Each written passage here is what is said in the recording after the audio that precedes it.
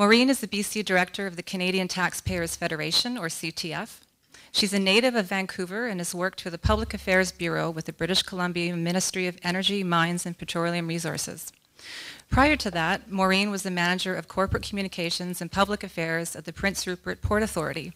She completed her undergraduate degree in psychology at the Universidad Internacional de Mexico in Mexico City, and her MBA from Simon Fraser University right here in BC. Maureen has worked in agriculture, banking, transportation, and energy industries in capacities ranging from market analysis to communications. So again, it's my pleasure. Welcome, Maureen. Well, thank you very much for inviting me here to speak to you today. It's always nice to make the trek out to Abbotsford. The traffic even wasn't that bad. I got here in almost less than an hour. And there are even some familiar faces. Vince D'Amano from the Ratepayers Association. It's always good to see people, especially young people, trying to hold municipal politicians accountable. We need more of that in this province for sure. And also Braden Douglas, who's doing the marketing for the Canadian Taxpayers Federation. I mean, it's just really a small world. So I'll start telling you a little bit about the Taxpayers Federation. We're a non-profit, non-partisan organization founded in 1990, dedicated to lower taxes, less waste, and accountable government. We have 65,000 voluntary supporters across the country. In addition to BC, we have offices in Alberta, Saskatchewan, Manitoba, and Ontario covering provincial issues, and an office in Ottawa covering federal issues. Now, it might come as a bit of a surprise to you to realize that not everybody believes that the mandate of the Taxpayers Federation is really a valid one. But if you do, I would really encourage you to join us, because we can't carry on without the support from people like you. So I've left some join cards up at the table in the front, and I've also left a few copies of a book by one of my predecessors, Mark Milkey, called Tax Me, I'm Canadian. And if you'd care to leave a contribution for that, I've got an envelope for contributions if you want to pick up a book. So I was at the Webster Awards last week, and that's an awards ceremony that essentially celebrates excellence in journalism. And so all the major media is there. And needless to say, or quite a few politicians are there as well. Now, as I mentioned before, the Taxpayers Federation is a nonpartisan group, which generally, especially these days, means I engage mostly in equal opportunity slamming. But you know, I'm not always negative. I do occasionally try to engage positively. And so I saw Mike Farnworth there, and he's the NDP MLA for Port Coquitlam. So I took an opportunity to chat the guy up. And I said to him, so what do you think the future of Carol James is? And woo, man, he got very evasive, and he kind of fumbled around a bit. And so then I said, well, I thought, okay, let's just be a little bit more provocative. And I said, well, what do you think about the future of the NDP? Do you think the NDP will renew itself a bit like how Tony Blair renewed the Labour Party in the UK? Or do you think that the NDP will continue focusing on its major support group, the unions, and carry on down the road to oblivion? Well, he actually waxed eloquently about that for a bit. And you know, he talked about renewal and all this other kind of stuff. And I said, oh, that's really interesting. So are you going for the party leadership? And he goes, oh, no, no, no, no. And he got really evasive and all red again. And then he decided, I guess, to go on the offensive. And he said to me, why is it that people like you get so disappointed when right-wing parties fall into deficit spending, but just figure it's business as usual when these left-wing parties go into deficit spending? He said, you know, irresponsible spending is not a matter of left and right. And I said, you know, you're right. In fact, for future taxpayers, it's not a matter of left and right. It's a matter of up or down. Up to a better standard of living and prosperity with smaller accountable governments and lower taxes, or down to poverty and dictatorship. Although we kind of have a bit of a dictatorship right now, but I'm not going to go there. So I'm calling my talk today, Reform for Prosperity, Renewing Our Commitment to Future Generations. You know, governments are taking more and more of our money to give us a lot of services that we don't want. And what that does is leave less money in our pockets to spend on the things that we do want. And frankly, it's time to turn that around. Governments have put us back into a deficit because they have a spending problem, not a revenue problem. Our finance minister wants us to believe we're back into a deficit because of a huge fall in revenue.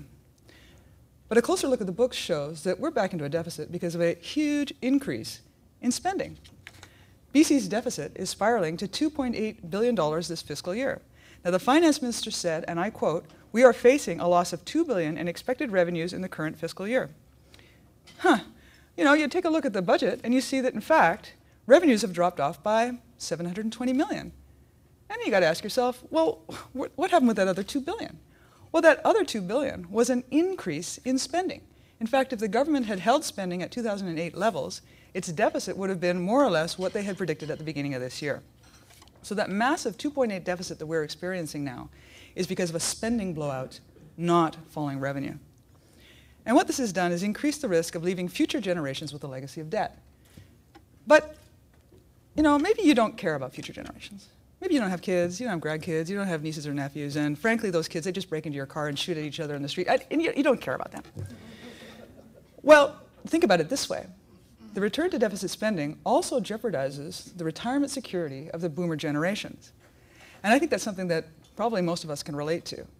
We may not be able to ride the gravy train until we die, and I'm going to explain why that is. Now, the deficit adds to an already huge debt. The debt is expected to balloon to $53 billion by 2011, and that's up from $38 billion in 2008. This is a move in the wrong direction and creates three problems. One is higher debt servicing costs. Another is leaving young people saddled with a financial burden that they didn't create. And the third, and this is what I think we can relate to, is that once the boomer generation retires, there just aren't going to be enough taxpayers to work to pay the taxes to finance the debt and pay the pension benefits of future retirees.